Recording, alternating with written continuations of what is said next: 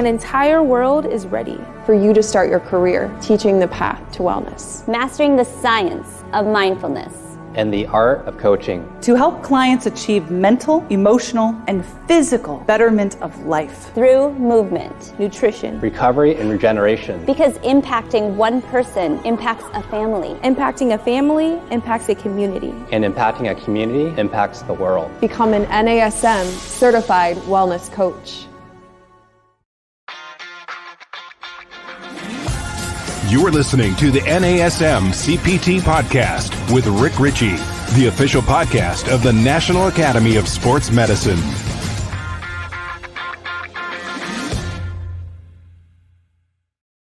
Hey, y'all, and welcome to the NASM CPT Podcast. My name is Rick Richey, and I want to talk a little bit about the Certified Wellness Coaching Program, and I have a special guest that's going to be with us here today to help talk about it, who is a contributing author and a researcher. But that introduction commercial that you heard about the NASM Certified Wellness Coach, that's what I want to talk about today. And we've had Darlene Marshall on the program who talked about it as well.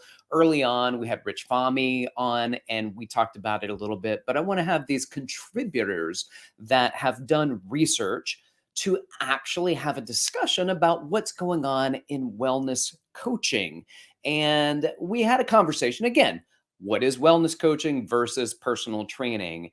And a lot of times that's really about the prescription of personal training. This is what we're doing today. These are the exercises. These are our physical goals. There are distinct numbers and reps and weight and different variables of training that we're trying to hit. But a wellness coach, looks at it from a different perspective. And it's not just about it's not about exercise. It's definitely about physical activity, and that can include exercise. That can include the workouts that you do, or it can not include any of that, but just be physical activity. But it also discusses sleep and stress management and recovery and so many different things. And when it comes to movement, it's not just about a prescription, because that's not the point of wellness coaching. Wellness coaching is about empowering people to find their motivation, to help them with motivation, to move them forward in small steps to accomplish things and build on those things so that they move towards a betterment of life through wellness, through physical activity, which is really what NASM is going to focus on. But there's so many components of wellness. And today we're going to be talking about stress and sleep and some interesting things that our muscles produce when muscles are activated that help with many other things in our life. So what we did is we tapped on the shoulder, one of the contributors to this. We've had her on the show before, Dr. Jaime Tartar. So it's great to have you with us, Jaime. Thanks, Rick. Thanks so much for having me back. It's always so much fun. I loved our first episode that we did together, and I've been looking for an excellent excuse, any excuse to have you back again. So it's so great to have you back. Great. Yeah, and I was glad in the beginning that you mentioned that this idea of physical activity versus exercise, because I think that that's something that people in my world struggle with. I'm a neuroscientist, so I don't work with a lot of people who exercise a lot. And when we think about the role of exercise on health, I think people get panicked almost because they think exercise, like, oh my gosh, I have to sign up for a 5K and I've got to start lifting weights every day and I've got to look super fit. And we're really talking about physical activity, just moving your body more. So I'm so glad that you mentioned that, especially when we talk about wellness, we're really talking about just moving more, not necessarily running a 10K. Right. Well, and that goes before we even started this conversation, you talked about doing this podcast standing up. Yeah. And a lot of that, like, so standing up, the standing desk, the treadmill desk, all of those things really have come from a lot of the research on sedentary behaviors. And the goal of like counteracting sedentary behaviors isn't necessarily sign up for a 5K or make sure you get your gym membership and you go and work out, but it's about sitting and lying down less and standing up and moving more throughout the day. So you are taking part of this, the implementation of these things just during this podcast. Yeah, that's exactly right. Because I am not going to run a 5K. I exercise only because I know that my brain needs it. Although, like most people, I hate doing it, but I feel awesome afterwards. Just little things like this, just standing up sometimes can help. Just really at the end of the day, we're talking about when you have the opportunity to choose movement over not moving, you should always choose moving. Yeah. All right. So first, I'm going to go back to something that you said, exercise only because my brain needs it. We're going to talk about that first. But before we do that, introduce yourself to everyone. Tell everybody a little bit about yourself, and then we're going to go back to that one. Sure. So as you said, I'm Jaime Tartar. I am a neuroscience professor here at Nova Southeastern University in sunny South Florida. You can probably see my beautiful palm trees outside. Good for you. I also run a nonprofit organization called the Society for Neurosports. So the goal of our nonprofit organization is to create kind of an academic space where people can have conversations like the ones we're having today and the one that we had before. We talk about sort of brain exercise relationships. Okay, now let's talk about some of those brain exercise relationships, because you said I exercise only because my brain needs it, and most people don't think about exercise in that regard. Most people remove the brain from the conversation of exercise. They do it for their heart, they do it for their lungs, they do it for their body, but they don't put the brain in that category. So talk us through a little bit about the brain. Yeah, and I mean, we could even include athletes in that conversation. You know, most of the time we think about any kind of training or physical activity as happening from the neck down, but it turns out that if you want to perform better and if you want to have a healthier brain, we really need to think about what's happening from the neck up. So we know at the like sort of the long story short is if you want to have a healthy brain, you have to have a moving body. These things go together. And we know that when you move, again, we're not talking about running a 5K. When you move a lot during the day, you get your heart rate up a little bit. You're maybe lifting up heavy things and putting them down again. There are some peripheral factors that are released. So from your bones, we release something called osteocalcin. From your muscles, we have certain myokines that are released, like interleukin 6. These have very fancy names, just so you'll believe me. I'm telling you the fancy names. You don't have to remember them. There's something else called brain-derived neurotrophic factor and irisin. And essentially, all of these peripheral factors are released when you move and when you exercise. And what they do is they help your brain to be healthier, right? They help your brain to do something called neuroplasticity, right? So to have those neurons make connections a little bit better, keep those connections healthy, and really keep the brain healthy. And Rick, it's really gotten to the point where we even think about exercise as a way of helping to stave off Alzheimer's, right? And that's not to say exercise is in any way a cure, but it's certainly something that can help you through memory and memory processes later in life. So exercise is really just almost like a panacea for everything. Right. And I remember, and this comes up a lot, I'm sure, for you, John Rady's book where he talks about Spark, where he talks about exercise in the brain, which is the first book I ever read on this topic. And he does talk about that. And he talks about the term dumb jock. And he was like, we should really switch that to smart jock, because people that are exercising on a regular basis actually do have all these other benefits for the brain. And that, he talks about the pathologies. And one of my favorite things that he discusses is that if you need a medication for something going on in your life, like you get one specific medication, he goes, now, exercise doesn't mean that you may never need medications. Medications are vitally important. But he was like, when you exercise, you get all these other medications, so to speak, right? These quote medications that your body produces. So you don't just get the one that's good for your heart, or you don't just get the one that's good for anxiety. You get all of these benefits. So you get the benefit for anxiety, you get a benefit for stress, you get the benefit for the heart, you get the benefit for the brain, you get the benefits for everything. So when you say a panacea, it really produces so many good things for us. Exercise, which is a questionable word, but using that term, physical activity, movement. Yeah. And it could be, one of the things I talk to sort of some of my colleagues and friends about is if you have the opportunity to dance with your kids or park a little bit further away, take the stairs if that's an option for you, things that could actually be fun. So all of these things, anytime you're getting your heart rate up anytime you're moving, you are introducing these sort of peripheral factors, and they're all going to benefit your brain for all those reasons that we talked about. And again, and you're exactly right, we even see benefits of exercise in sort of treatment of depression, treatment that goes along with other forms of treatment, but it certainly seems to have a lot of helpful benefits for, just like you said, all kinds of wellness concerns. I love it. Ladies and gentlemen, this is Dr. Jaime Tartar, who is a professor at Nova Southeastern University in Florida, where she is enjoying wonderfully warm weather while I'm in New York City in February. So good for you.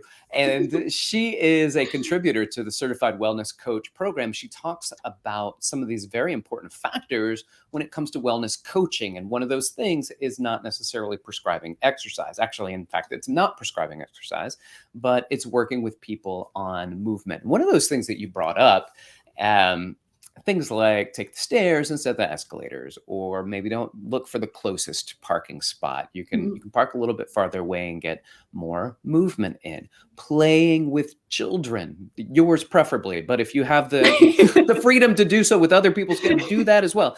I think sometimes, Jaime, that people don't do those things not simply out of convenience, but they also think that the little things don't mean very much. That they don't think about, it's just walking a little bit longer. And if that's all the extra that I do, it's not enough to help me lose 30 pounds. And that's not the point of what we're talking about here. Because most likely if you find a challenge where walking, from a further spot in a Walmart parking lot to get to the front door is something that you're not willing to do, then maybe all those other things that you're not willing to do, that are difficult, that are challenging, whatever that is, you have to start somewhere. You have to build into it. And once you can consistently do something, then you can move into something else. And I know your specialty is not behavior change, but there are behaviors that we need to look at and address when it comes to this. Are there certain things that you see throughout your research? I mean, do you have people that are part of your research studies that are like, I just can't do some of these things that you're asking me to do, the physical activity or whatever it is? What do you see with trying to get people to adjust behaviors? Well, I think it's probably what you see. And I think it's I do it, we all do it. It's human nature that anytime we think about a behavior that we should do, so, eating better, right? Sleeping better, being less stressed, and certainly exercise, we tend to take, and a lot of people take this all or none mentality. But if I'm going to start exercising, I'm going to start moving more, I've got to do lots of this, as opposed to what's one small thing, exactly what you said, that I can do. Okay, well, for the next couple of weeks, I'm going to choose to park far away. And I don't think that comes naturally for us. We want to make all the changes. And so just recognizing that sometimes when we make these healthy choices, there can be a dose response reaction within us, where even one small change, we can get a small change in our physiology right back at us. So I think we need to be okay with small changes and not feel like we have to make these New Year's resolution type changes. And I think we can stick with those a little bit better, right? If I say I'm going to take the stairs every day at work, that's something that's a really small change, but it could have a big impact on my health over time, right? So I think people are uncomfortable, or they don't want to make a little change. They want to make all the changes at once, and then that tends to fail. Yes, yeah, that's exactly right. And that's part of the beauty of the coaching program, is working through the small changes, working through the things that you will do instead of doing. So we can get these jolts of motivation. And I think about it for people that are like, let's use smokers for an example. Smokers who decide, I'm never smoking again. I'm tired. I've done this for X amount of years, and I've told myself for many years I'm going to stop, and I'm going to stop smoking. And they take their carton of cigarettes and they throw it away. They take their pack of cigarettes, they throw it away. And then like 3-4 days later, they're like, oh man, I wish I didn't throw it away. And they go back to the store and they buy more. That's a, motivation comes in waves, and that happens in fitness. So same story with fitness, right? I'm going to get a gym membership and I'm going to go work out, and they go and they work out, and they maybe get really quite sore because they think they have to do a certain amount of exercises to start off. And then that's not fun anymore. that's not, even the idea of doing it is no longer exciting, and the motivation starts to wane. They decide that this is very, very challenging, and there are no longer these boosts of motivation. And one of the things we look at is just trying to do things that are so low level intensity wise that you don't need a lot of motivation to do it. Yeah, exactly. Right. And that's why taking the stairs or maybe parking a little bit farther, they're low level motivations. It's not that much harder, but it starts to change behaviors. And that's what you're looking at, not necessarily like, I'm not trying to lose all this weight or whatever those goals are that say, here's my motivation to start with fitness. It's saying, here's the little changes that I can do where I don't need the motivation to go through that. Yeah. And I think even taking, and it's something that we do in our society, is sort of separating exercise from weight. Because like we said earlier, exercise and physical activity is absolutely essential for your health. And I think we should be able to separate that from weight loss. Like certainly exercise is something you could do to increase your energy expenditure throughout the day. But independently of that, we can kind of dissociate any fitness goals that we have as far as weight loss. Maybe we could focus more on nutrition, but think about physical activity as something that we do for our overall health. Not so much, I'm going to work out for an hour so I can have a slice of pizza. Like we need to think, oh, I'm moving my body because this is what my body needs to be healthy. And I'm moving my body because my brain demands it. I mean, we can even argue that as neuroscientists, we have evidence to suggest that the only reason we even have brains is because we move. Like if you look at all the organisms in the world, the only organisms that have brains are organisms that move. So you can't untie movement from having a brain. So these two things regress on each other. Oh, that's a very, very good point. And there's even one researcher who talks about like a sea squirt, and sea squirt spends his whole life on the bottom of the ocean floor, and he moves around, and at some point, the sea squirt doesn't need to move anymore, and so at that point, it consumes its own brain, because if there's no need to interact with the environment and there's no need to move, there's no reason to have a brain. So fascinating. I think I read something about that story in Exercised by Daniel Lieberman. Now, I don't know if he's the researcher that did it because he's an anthropologist, but he talks about it. So by far, one of the best books that I've ever read on physical activity. And so I suggest that to you, if you've not read it, and to anybody else. He's a anthropologist based out of Harvard who's done a lot of research on society and movement.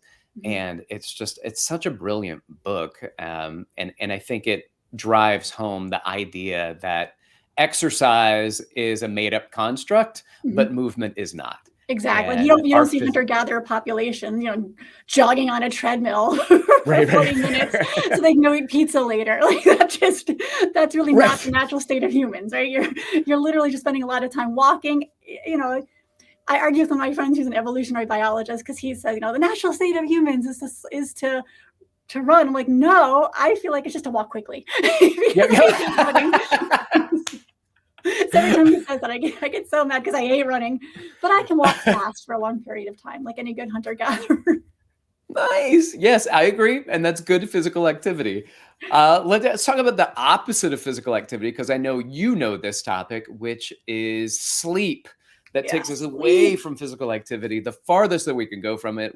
Talk to us about the benefits of sleep. There's a lot of research that's come out lately about sleep and sleep science. So enlighten us. Yeah, and I'm so happy because finally sleep is cool. I've been trying to sell sleep for 20 years and nobody cared, but recently sleep is suddenly very cool. So I'm cool now, which is awesome. So even if you are moving and you're doing some physical activity and you want to be better at anything, you want to be better at intellectual performance or sport performance, we know sleeping is the easiest way to make that happen. That once we increase people's sleep and people's sleep health, everything improves. And I know another sleep researcher, Matt Walker, he likes to say that sleep is the Swiss Army knife of health. And I couldn't agree more with any one statement. Pretty much anything that's wrong with you, if you don't sleep, it's going to make it a little bit worse. And anything you want to improve, if you sleep better, it's going to make it a little bit better. So one of the absolute best things we can do for our health is to sleep better. And earlier we were talking about the role of exercise in memory and the role of exercise and kind of staving off some of these neurodegenerative issues that we get later in life. a flood of research coming out showing that sleep actually plays a very important role in keeping our brains healthy, especially in older age. That when we sleep, it's really that time that your brain has to take out the trash. It's the only time that your brain is quiet, right? It's 3% of your body, 20% of your energy expenditure, and it never really has a chance to kind of clean out the metabolic waste that it builds up during the day. And the best time that your brain can do this is when it's doing nothing else, right? So when it's in this deep coma-like stage of sleep, very, very deep, slow wave sleep, your brain has an opportunity then to just take out all that metabolic waste. And if you don't get enough deep sleep, that's one of the huge consequences of not sleeping enough is you do build up these metabolic waste products, which can lead to absolutely horrendous outcomes. Can I ask, is there a reciprocal relationship between sleep and physical activity? Like, does increased physical activity help sleep? Does increased sleep help physical activity?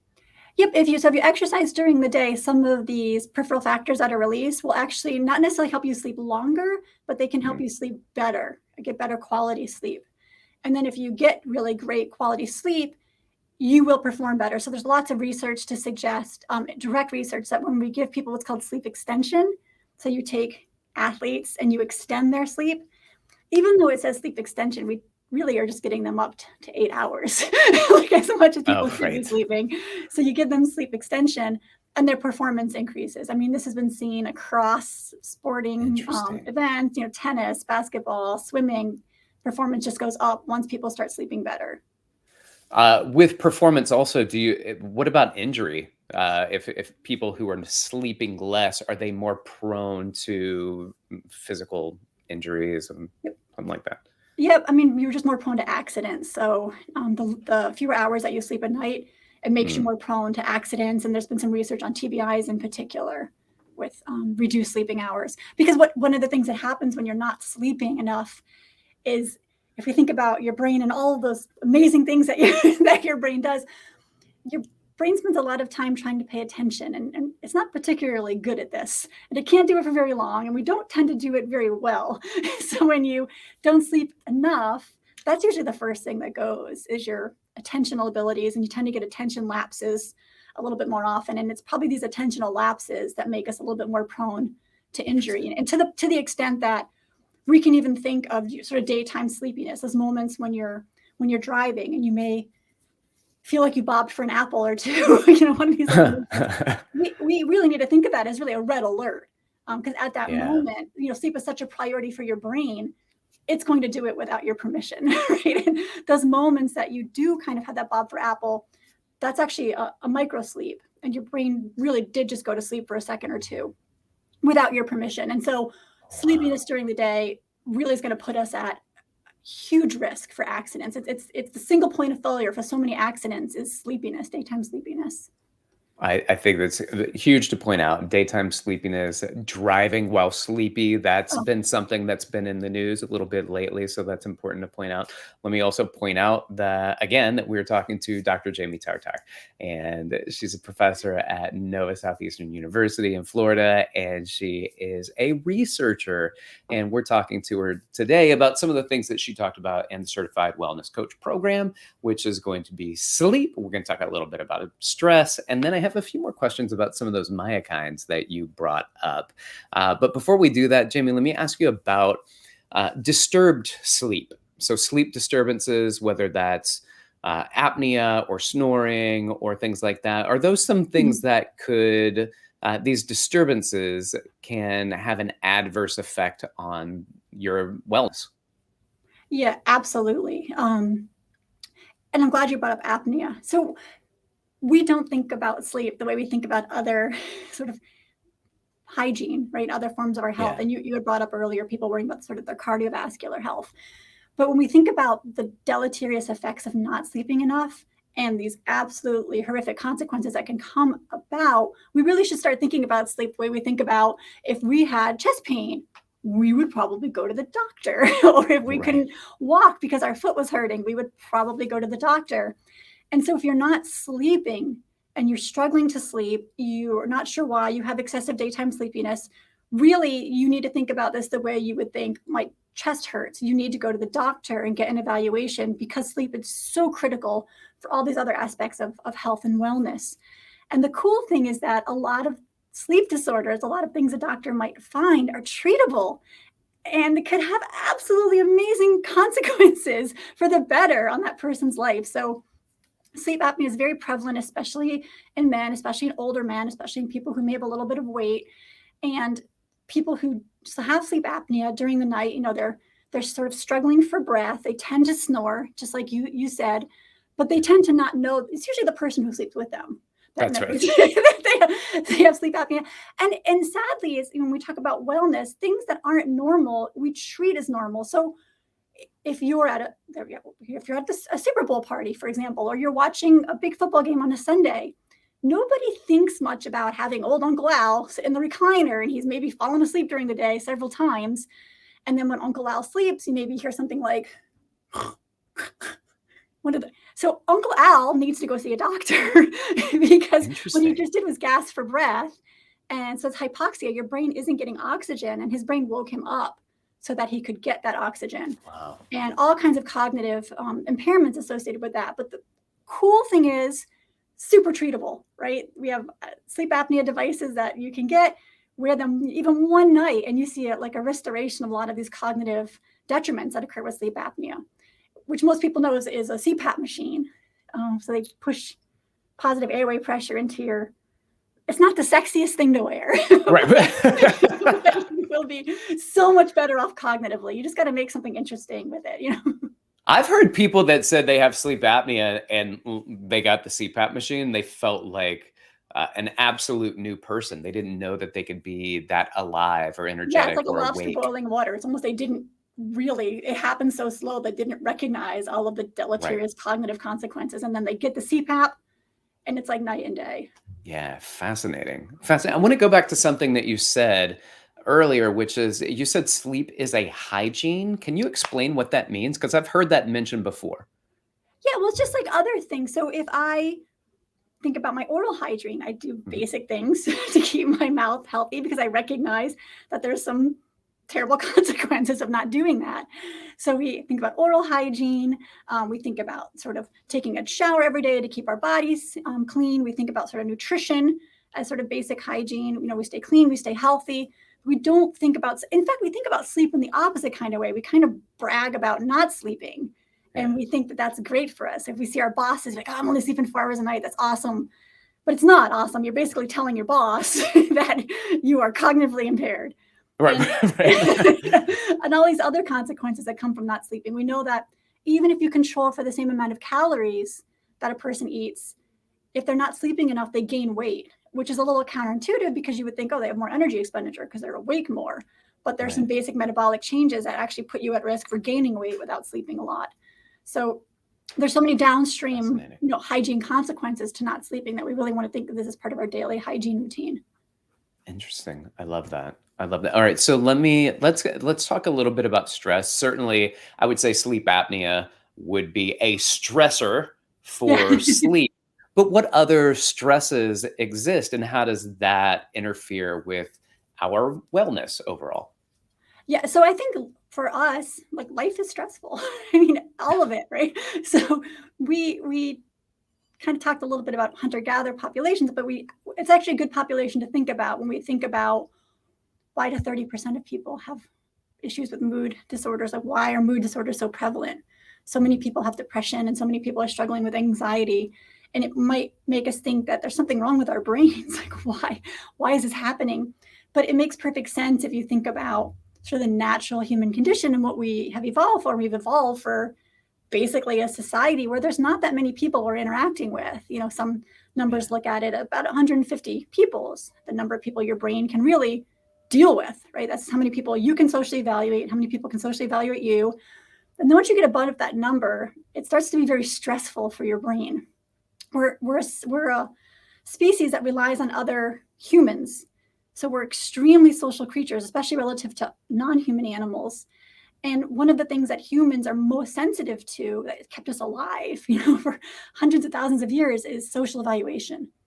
So your brain is really hardwired to be sensitive to social evaluation. And now you're in a situation where you're being socially evaluated all the time, where you perceive you are by all of these people, some people on social media or people in your life. You're seeing hundreds of people every day. And so we're not particularly good at dealing with the consequences of that. And then the other thing that we do well as humans is we ruminate on the things that are happening. So these what are really daily life hassles. We kind of ruminate them on them. We think about, I've got to pay my bills. I've got a test coming up. Oh, my boss said this thing. Am I going to get fired? We think about all of these things all the time. And what we don't realize is, although they're just thoughts, they are actually, your brain is perceiving a threat, right? We're perceiving this as a threat. And once you're ruminating on something and your brain is thinking, threat, threat, threat, that's where those stress hormones are going to be released. So there's that pathway from your cortex to a really kind of funny area called the BNST, to your hypothalamus, and that sort of pathway of activity from thoughts all the way down to sort of pituitary is now going to start to release some of those hormones that cause things like cortisol and epinephrine to be released. And all we did to release cortisol was think. We just thought negative things. Yeah. And that ultimately released all these stress hormones into our body. Right. So it really comes back to, for us, for modern humans, it's our thoughts that's doing us in, right? We're not getting attacked. Most of us aren't starving. Most of us are, living what seemingly perfectly healthy lives. We have lots of food, too much food sometimes, but it's sort of death by rumination almost. Fascinating. So this is one of the reasons and some of the things that are talked about in the Certified Wellness Coach program from NASM, where you discuss stress. But not only that, you work with individuals, you coach individuals on how to talk through it. This is not psychotherapy. Nope. So if somebody is deeply ruminating about some things and they're staying on negative thoughts, they can use somebody more qualified than a wellness coach. But this is a coaching process for general populations that help people work through some of the stresses to move them towards better wellness. And so I think addressing these things, like, again, sleep, there are people who work with sleep and there are sleep pathologies, and that's not the job of a wellness coach. However, wellness coaches can work with people that need more sleep, can talk about strategies in order to get more sleep, can be able to discuss the benefits of sleep and the science that's out there that's discussed through this course. So all of these things are valuable. And so I thank you again. This is Dr. Jaime Tartar, and she is one of the researchers that has provided content for the NASM Certified Wellness Coach program. So I want to continue with you just a little bit longer. I don't want to keep you too long. I want to respect your time, but we talked early on about myokines, and I want to ask a couple of things. One, is there a percentage of muscle activation intensity that one has to produce in order to facilitate the production of these myokines? Well, first of all, what are myokines and how can they be beneficial? And then that question about intensity. Okay, cool. Well, I also want to add to, I'm glad you brought that up, that in the mental and emotional well-being wellness training, we do get, because I feel like we said a lot of bad things, but I do want to point out that we also offer a toolbox of things that a wellness coach can use to help their client work through a lot of these things. So the toolbox is there to help you help your client, and then to help you with the resources you need to help the client. So myokines are really cool. And so osteocalcin, when we talked about, is actually released from your bones when you exercise, which is pretty funky. And I think to your point, this is a cool area of your research, because if you're out there and you're thinking, God, I would really like to spend the rest of my life doing something, this could be the research area for you, because there is so much that we don't know.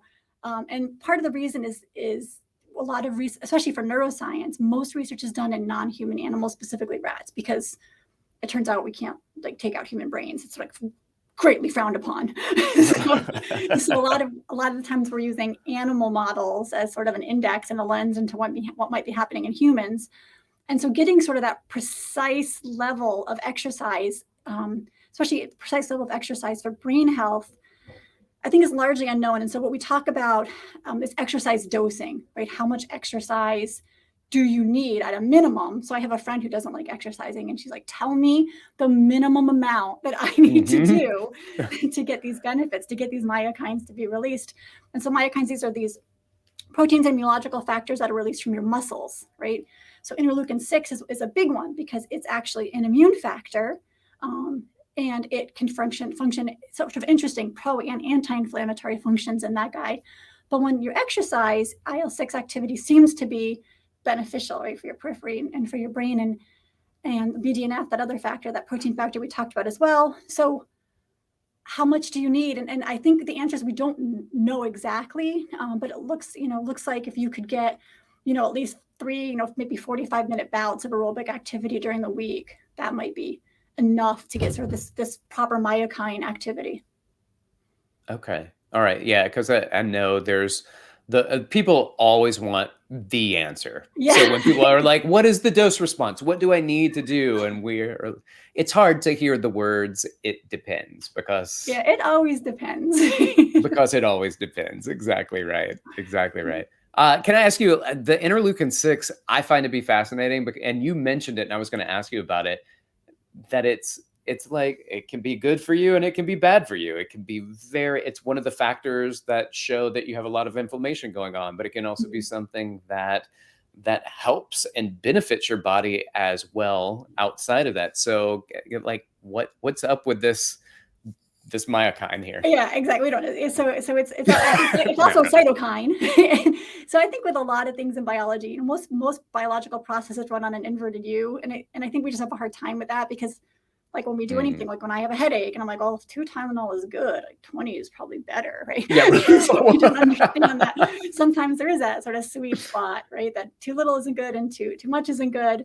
We want that sweet spot of activity, and interleukin, it's the same thing. We don't want too low levels, but we don't want that sort of chronic inflammation either. Yeah. But I think that the story in interleukin-6 isn't finished, because at least in my own research, we did a study on gut microbiome and sleep, and sure enough, interleukin-6 was the one related to everything. So I don't know. I know that if I'm going to do a study and I only had money for one peripheral factor, that would be the one, because he always shows up in all my research studies, most of them, as being a significant player. Interesting. Well, what about this irisin that you've mentioned? Because I know that there's quite a bit in the certified wellness coach program that talks about irisin. What are some of the benefits and blessings of irisin? So sometimes this is actually referred to as the exercise hormone. So irisin seems to have downstream effects of increasing brain BDNF. And so if you want to think about like, what is BDNF? Because it sounds fancy. It's really just food for your brain. It's what the brain wants, right? So it just really ultimately helps your brain just be healthier. It keeps those neurons nourished, keeps them alive, keeps them functioning well. Interesting. So is irisin maybe one of the reasons why exogenous BDNF doesn't work?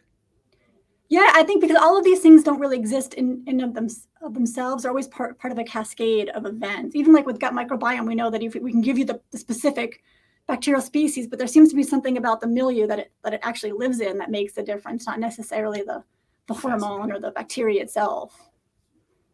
I am so fascinated by this. What are some of your favorite things that you experienced while working on creating some of the material for, as we start to close this out, for the Certified Wellness Coach program that NASM has done? Well, first of all, it was awesome to work with NASM and some of the people I worked with, like you, and I worked with Rich Fahmy and Steve Myers and Jerry Dow, and they were just so amazing to work with. And I loved that they were so obsessed with getting the science right.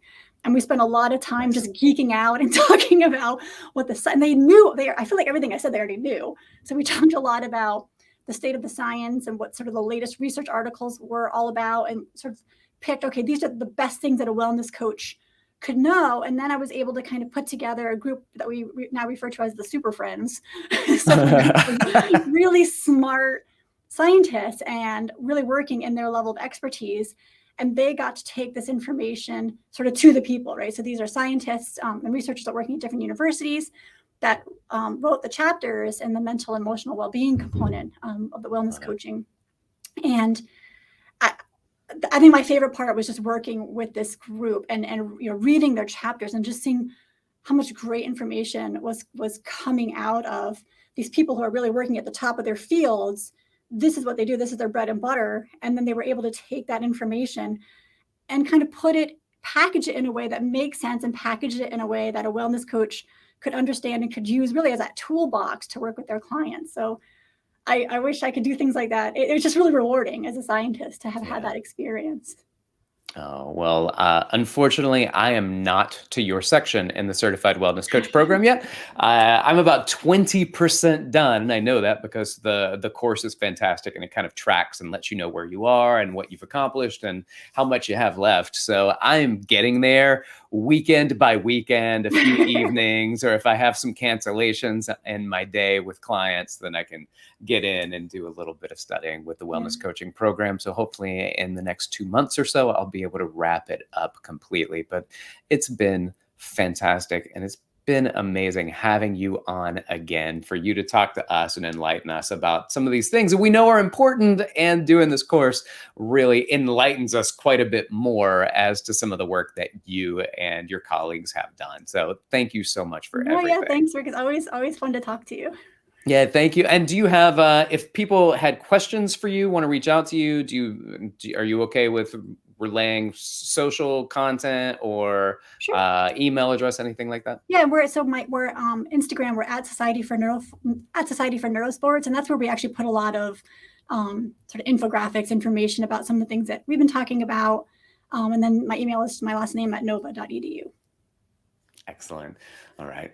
Thank you so much, Okay. Dr. Jaime Tartar. I appreciate you being here. Y'all, thanks for sticking around and listening. It's been really enjoyable. If you have questions for me, feel free to reach out on Instagram at dr.rickrichy, or you can email me at rick.richey, RICHEY, @nasm.org. This has been the NASM CPT Podcast.